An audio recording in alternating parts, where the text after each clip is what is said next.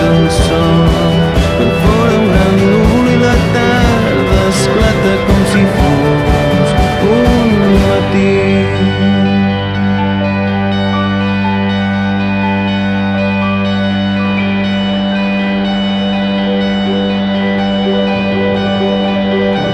El dia 24 de setembre fem una festa! Vine!